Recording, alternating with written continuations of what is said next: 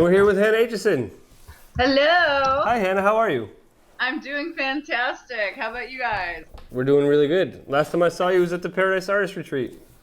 I know, that was so fun. Oh, man. But today the weather was almost as nice. I say almost. It was pretty nice here.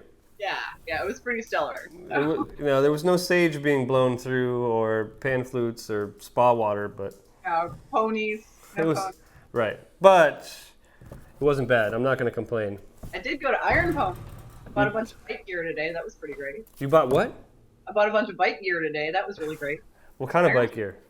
Oh, motorcycle gear. What do you got? Stuff like that. So. What do you have for a bike? Oh, I don't have a bike. I see. I have to go get myself another one. So it's been a few years, but I ride with my feller and right on. So did you get full of leathers? No, I take it seriously. I've got the safety yellow and the.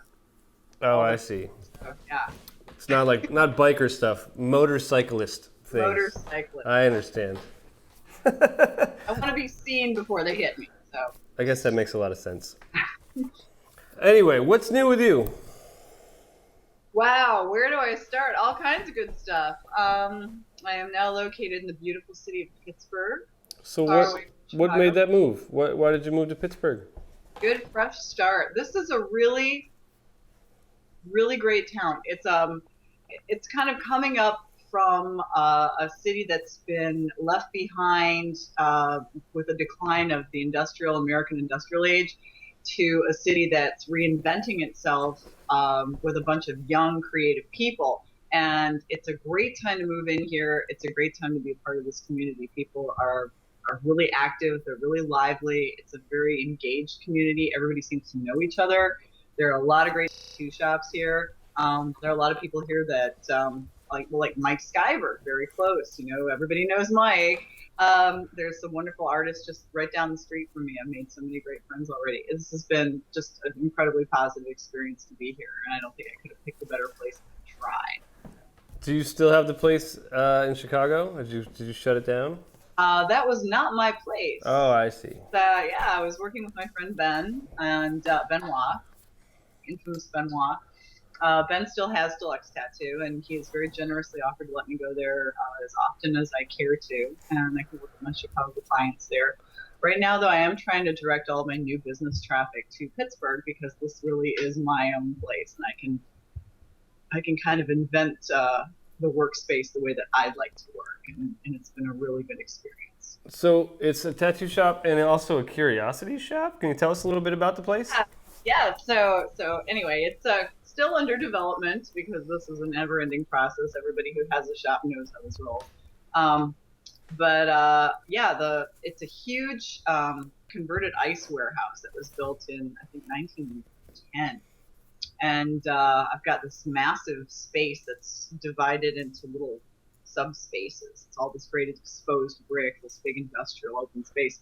The front part of it is all going to be curiosities and antiques and weirdness and a gallery area. And then the back part of that shop is where the tattooing takes place. And it's really wonderful space, very open. And then the other side, we have mechanics and sculpting and a lot of metal work and things like that. It's going to be a little bit more separate. But I'm hoping to have it be a place where kind of like a community center where we can host drawing workshops for other artists, maybe host gallery events. I'd love to host some figure drawing classes for people who might be interested.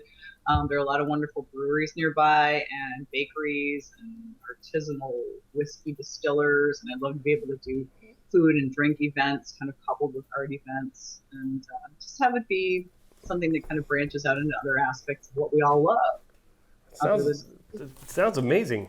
Yeah, I think it'd be fun. So, yeah, maybe I'm overly ambitious, but I figure, it's better to reach and fall on my butt than just sit on the ground and wait for things to come to me. So where do you find the time to tattoo? I know you're a very busy person.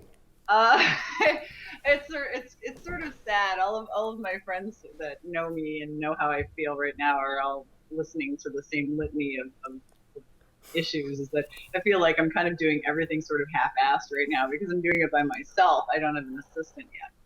I need to find somebody that can aid and abet in this whole process. So I try to dedicate a very flexible yet set schedule during the week. Like X number of days are dedicated to tattooing, and X number of days are dedicated to business development.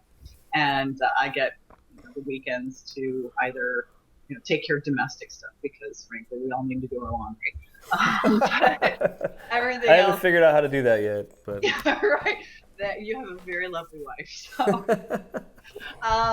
anyway, yeah, that's kind of how I'm trying to roll is to sort of partition it out into tattooing days and say web development days for space building days, and so the space is coming along slower than I would like, but I think it's human nature to want everything to be wonderful and perfect immediately, but that loses sight of the process that makes it so much better. The process is part of what makes things cool. if someone is looking to get an appointment with you, what is the best way to go about it? Well, I would say go to my website, but my website's not up yet. Oh, sorry. I know. As soon as it's done, I'm sending it to Brian, and he's going to optimize everything and make it wonderful. It looks really good. I'm really happy with it so far, but it's because I love to learn things. I've been kind of teaching myself stuff as I go. Anyway, the best way to do it is probably still the same old email that I've always had. My personal email, my Gmail account, which is the baby Aitchison@gmail.com. Don't send any spam, anybody out there. No spam, please, for the love of God. I get enough of that. But put something really enticing in the title of the email, and I will be much more likely to answer it, as opposed to looking to get tattoos of baby footprints or something like that. Put something like, I have the Ark of the Covenant in my basement, and I'll be more likely to answer it. Right. So you must get tons of email. Yeah, I get a lot, and unfortunately, I like to answer it all myself. I think it's more personal. Ultimately, I think I'm going to have to kind of foist it off on some poor unsuspecting minion at some point. But I know it's a little easier if you have someone to filter it first, and then they can kind of send you the ones that you need to answer, and save the infinity symbols for somebody else. It is. It's nice to have somebody who knows what you like and knows what your schedule's like and knows what you'll respond to and what will be a good match for what you're looking to do, and then they can send it along too. So I have to ask, are you still doing the TV stuff? As of right now, Best Ink is, I suspect, done. I think that the network is, the rumors that I'm hearing, the scuttlebutt that I'm hearing is that the network is changing direction and that they're not interested in focusing on tattoo-related television anymore, which I think is sad because I actually was, as far as tattoo shows go, I didn't hate it. I wasn't embarrassed to be associated with it. And there was a lot of great stuff that happened off camera. We got a lot of chances to mentor and help these artists develop a little bit or offer our suggestions wherever we could. And a lot of them are just tremendously receptive, and they have so much talent, and it's really exciting to be a part of that and to see what they're coming up with. So many young aspiring artists or developing artists are just blowing me away every day. So I know that show was definitely less dramatic, a lot less drama than some of the other ones, and I appreciated it for that, for sure. Yeah, I think. Joey was on the show, so I mean that there's an inherent amount of drama, but. Oh, it's so sad because Joe is like he is one of the gentlest, nicest, most sincere people you'll ever meet. But he has this intensity because he's very like balls out about everything he does, and so to capture that makes him look a certain way, and if that's all you capture. And anytime that there was something coming up, they liked kind of trying to capture that edginess because it made a nice counterpoint to soft girls up there going, oh my god, So it got to the point where he kind of was getting, his clients were coming in and they were nervous about talking to him because they were assuming he was this badass who was just going to denigrate them the entire time they were getting tattooed. And they'd get their tattoo session and they'd be like, I am so relieved, you were so nice, oh my god, I was terrified about getting tattooed. He was like, what is this show doing to my reputation? So I don't know. It's fun. Oh, I'm pretty sure people knew he was kind of grumpy anyway. But you know, when he's passionate about something and he's trying to really mean what he says, he just looks pissed, even if he's not pissed. You know. That's exactly it. He's super sincere. He never says something he doesn't mean, and that's one of the reasons I love him. He's just absolutely like passionate and sincere about everything. So that's great. So we've got a chat room going right now, and I've got a question from the chat room for you. Cool. Fire away. It says, how do you balance the creative aspects of tattooing with the more rigid red tape of owning a small business? That is an eternal juggling act. And yeah, I think the thing is the framework. Okay, I'll fall back on a quote from Marcel Proust, who said, "Be regular and ordinary in your life, so that you may be violent and dangerous in your work." And no one will ever accuse tattooists of being violent or dangerous. Maybe no one I know. But I think what he's getting at is that by establishing a framework and a structure to work within, you can be as crazy as you want to be within that structure, and it allows you a lot of freedom to have that structure. It's like being your own parent. But it is difficult to create that structure. Essentially, it took me a while when I first incorporated my business to determine the things that made me feel safe and made me feel like certain things were always taken care of. So figuring out how to minimize the amount of things you have to worry about at the outset and have as many things in place as possible, that's the thing that you have to really kind of dedicate your time to at the outset when you're getting your business set up, so that there are fewer things that just pop up unexpectedly because everything's kind of anticipated. Things like your taxes. Everybody's got an issue with their taxes. I incorporated, I put myself on payroll. Taxes, done. Guess what? It's more expensive, yes, but is my peace of mind and my time worth that money? Absolutely. Not only that, but like audit, non-existent. So, everything's there. Certain things like bill payments are all automated, rent payments are all automated. I don't have any unexpected things just popping up. I always tuck away a little bit for, your unexpected things like, okay, wow, I'm traveling somewhere and I'm going to need, a couple $1,000 for flying. Okay, all right, great. Well, there you go. I have it because I've been planning for that. And then that sort of thing is taken care of. Other than that, yeah, like trying to structure certain days for business management, certain days for art, and certain days for development and playing around. Let yourself go to a museum. Let yourself take a class. I love taking dance classes and things like that. Is that related to tattooing? No, but it's good for my back. It's good for my well-being, and things like that kind of cross-pollinate into other aspects of my life. Does this make any sense, or am I babbling and stuff? I don't think you're babbling at all. I think it all makes sense. Yeah. Okay. Yeah. Like I like structure. I'm a person who lines up their cutlery, so Well, there's a difference between structure and maybe being a little obsessive, but I do the same. Yeah.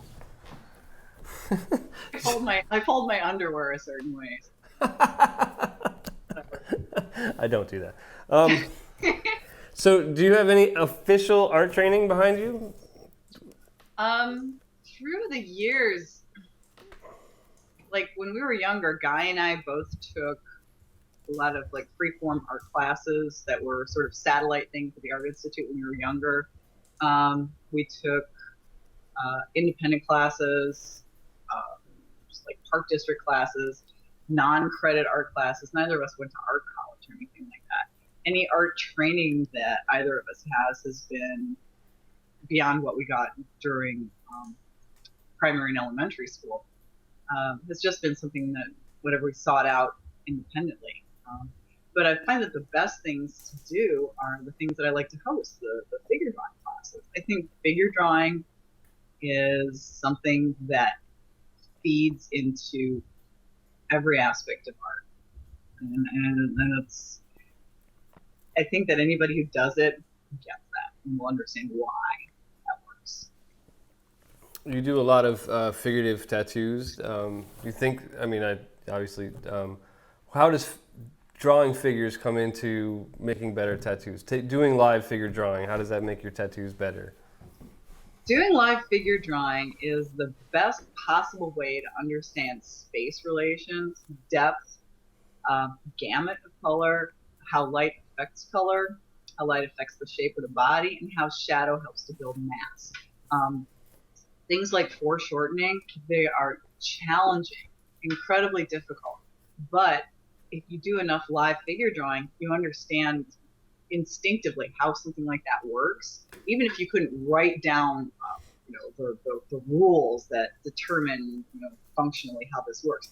You understand it on an instinctive level, and that sort of understanding of shape and mass and depth and things like that, those rules translate into everything. So and the figure is one of the hardest things to draw. So if you're able to do that, you can take it into other things, to other aspects of your work. So I've got another question from the chat room. A couple people, I'm going to kind of combine the question a little. What's the best way for someone to, not in a creepy way, but form a relationship with an artist they want to work with from a distance? Because you want to kind of get to know the artist you're going to work with. Yeah. What's the best way to go about that relationship and trying to get to know an artist a little better from a distance? Well, I know that I can only speak for myself here, but what works for me is there are plenty of people that would love to just be able to chat and email back and forth and just banter. And boy, I really wish I had time for that.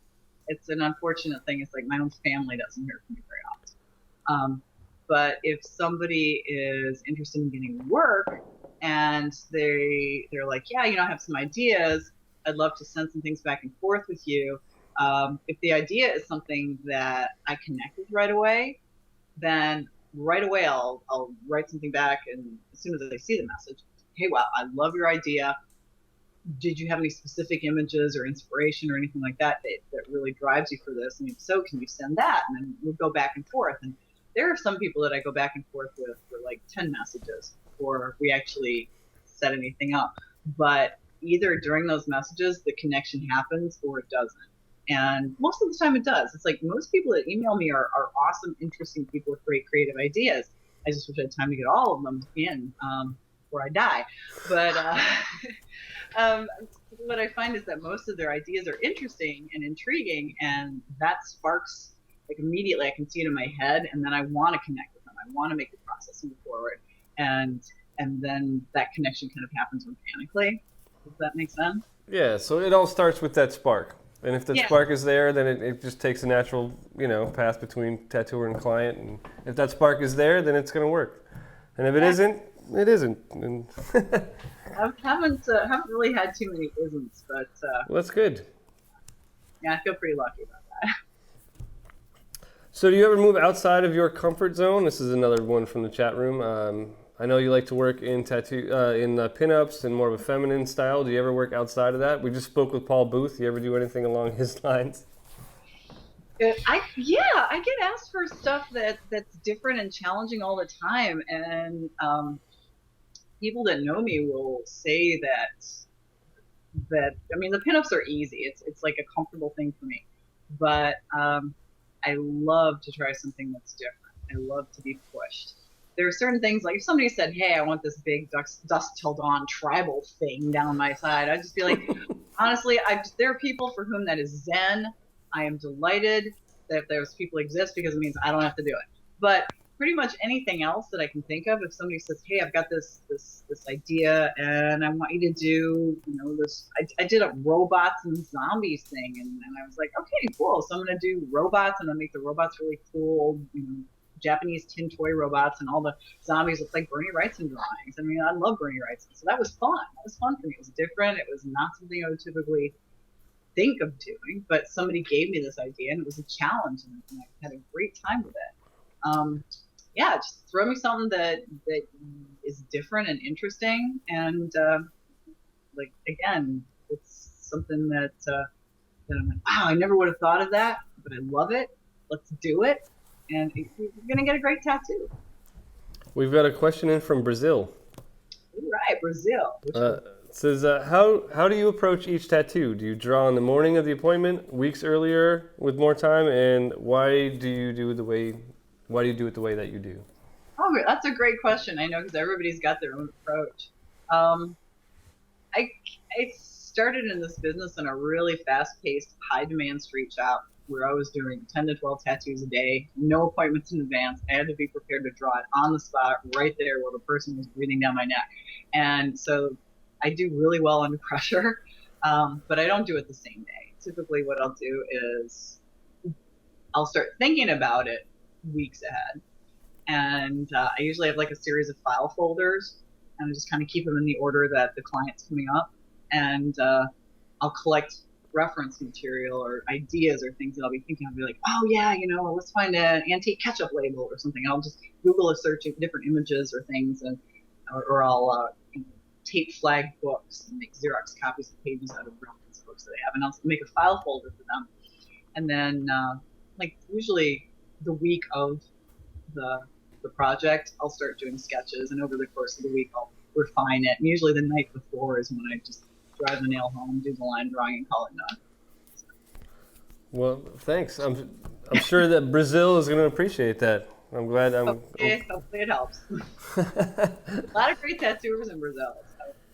We've got one follower of the show, Lucas Luce, he watches just about every show, watches all our webinars, and he is a brilliant artist. So hopefully people out there are looking out for him. He's a young guy, and he's coming up. He's going to be doing some amazing work. I'm going to have to look him up. Lucas Luz? Luz. Luz. Yep. Okay. Yeah, check him out. I will look him up. So, Guy, credit to you for getting him into tattooing. Do you ever... Oh. He's being way too generous. He does. I mean, I've interviewed him 3 times, and every time he said that because of you is why he tattoos. That is adorable because it's because of him that I tattoo. Really? Aww, this is so cute. I could just hurl. I had no idea. That's really sweet.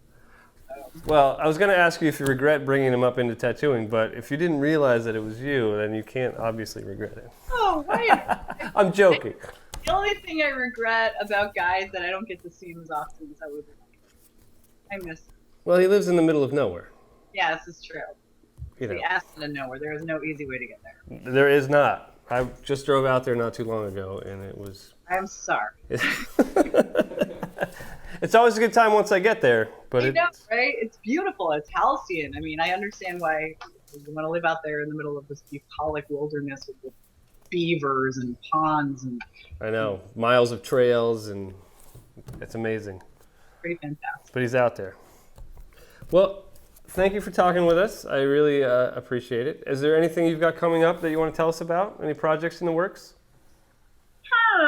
Well, let's see. Well, let's see. Once the shop is good to go, the website is good to go, I'm going to start dedicating myself more to this pinup book project that has been on the back burner for the last year and a half.